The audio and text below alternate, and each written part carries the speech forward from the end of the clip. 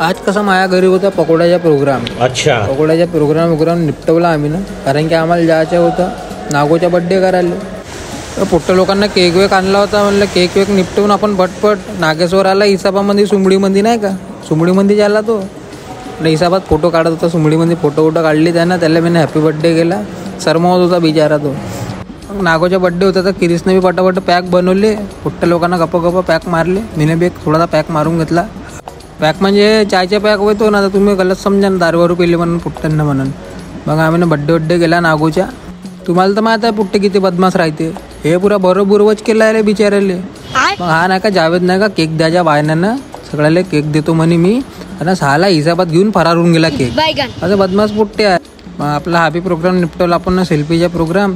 मग सकाळी काय आला, आमच्या घरी नाही का नंदी बैल आला. त्याची पूजा निपटवली. हा एक नंदी होता ना, आमच्या एक घरच्या एक नंदी. दोघे नंदी सारखेच दिसत होते म्हणा, काही फरक आहे ना दोघांमध्ये. ते जाऊ द्या. आम्ही येऊन गेलो मग कंपनीत. तर आपल्या कामाकडे बी लक्ष देणं पडतं थोडासा. चला स्टोर रूममध्ये आलं तर यांची भोपाली चालू होती. महेशला म्हणलं तो बाहेर चिल म्हणला थोडासा. त्यांना पोट्ट्यानं हातात फाडून ठेवला. 6ला असे उपद्रे कामं करते पोट्टे.